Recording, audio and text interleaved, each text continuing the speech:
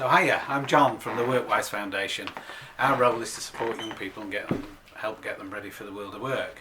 So to do that, we look at employability essentials that employers have told us are the sort of things they're looking for in their future workforce. And we split these into sort of three main, what we call pillars of work readiness. And I'm going to talk to you a little bit today about those three pillars, but as a starter, just to tell you what those three pillars are. So the first one is character. Now this is your personality traits, the things that make you you. So it's all those things that make you unique as an individual. The second area is knowledge. So it's the essential knowledge that you need to be an employee. So that might be around the skills you need to do a particular job. It might be your maths, it might be your English, but we'll tell you a little bit more about that later.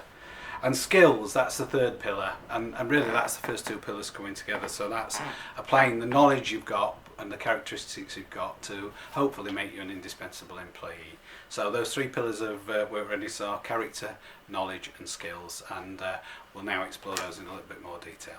First pillar is character, and as I said, that's the things that make you yourself. So it's skills like responsibility and reliability. So are you a responsible adult? Will you be a responsible adult? Will you be reliable? So for example, turning up to work on time every day and being ready to work.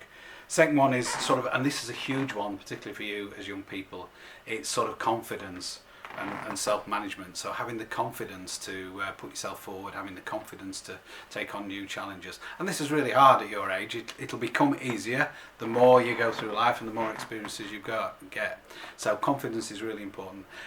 Not cockiness. You don't want to be too confident. It's better not to be too overconfident, but you know, you need to have a fair level of confidence. The third one is adaptability. So in the world of work, you're going to have different tasks on different days. You may have to adapt your hours of work or your approach to meet the needs of the business. So again, it's probably a little bit different to school there.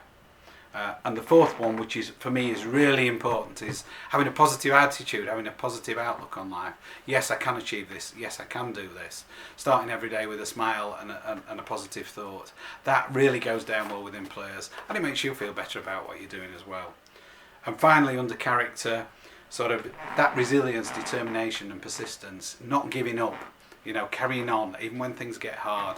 So, you know, in your own life, you know, you may have faced challenges, whether it's playing a sport or just playing on your games console. You know, if you first you don't succeed, have another go, try again, overcome barriers, overcome those doubts and fears you may have, and it comes back to confidence again. So they are sort of characteristics that employers are going to look for in future and good employees.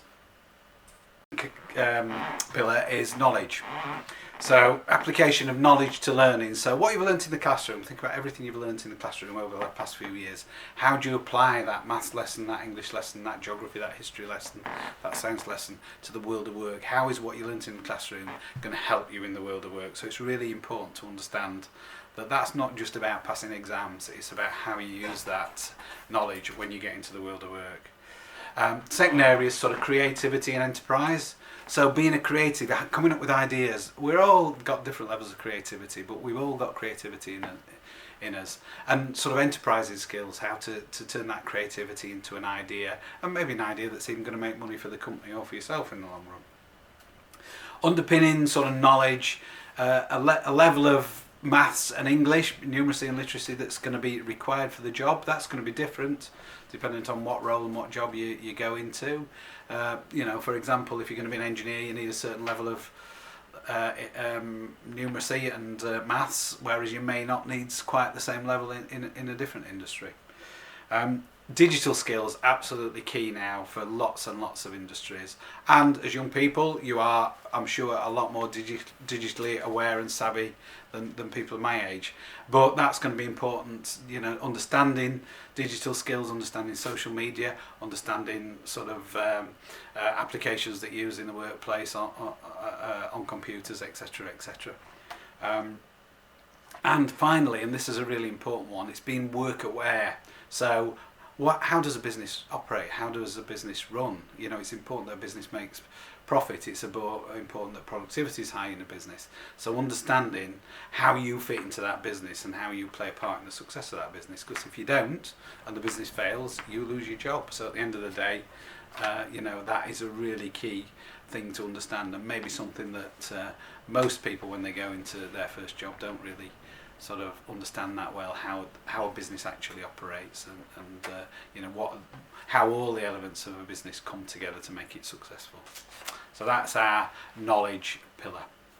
Final pillar of our three, we said character and knowledge come together and they help you develop the skills that you need to be successful in business. So whatever role, whatever job you're going into, the following are sort of the skills that employers will be looking for to different levels depending on what job you're doing, but sort of planning and organising. You know, some of us are better organised than others, but sort of whatever task you're doing, you need to plan it out beforehand. You need to be organised. You need to make sure you're hitting your deadlines. So planning and organising, really important. Critical thinking and evaluating. So if you've got a decision to make, you know, weighing up the different options and coming up with the best decision possible in those circumstances, and being willing and prepared and brave enough to make those decisions. Tied in with that is problem solving. So overcoming issue, you know, whatever job you do, again, you will get problems in that job, just as we do in life, and it's how do you solve those problems, how do you overcome them, and how do you learn from what the problem was, and stop that happening again, stop maybe making the same mistakes. And again, another one that's absolutely crucial throughout all three pillars really is communication. Effective communication. You know, I'm talking to you now, but it's not all about the words you say, it's about the way you say it, the tone of your voice, it's about your body language, the way you put across what you're saying, whether you're smiling while you're talking to people, whether you're looking miserable. That all affects the way people interact with you. And tied into that huge thing is teamwork. We all work to some extent within a team. It might be a small team, a bigger team. We've all got teams across life. And even though you may be working in a solo job, you'll still have teammates within the company or within a partnership. So teamwork, absolutely essential. And the last one is sort of that decision making. Coming back to, you know, we've got to make a decision on this, we've got to move things forward, so being prepared to make decisions. And for many of you, you know, leadership. So what's that next stage beyond being sort of just an employee who's just started in industry to, do you want to progress? Do you want to show leadership skills? And that isn't just about being a manager. That's about taking responsibility and potentially leading different people, leading teams at different times. So they're all the skills that with the right knowledge, with the right characteristics, you'll be able to develop those, and they'll all come over time with sort of age and with confidence. But if you've got a good understanding of those and you understand what skills you've already got and how you can apply them in the world of work, I'm sure you'll all be successful. So thanks for listening and good luck in the future.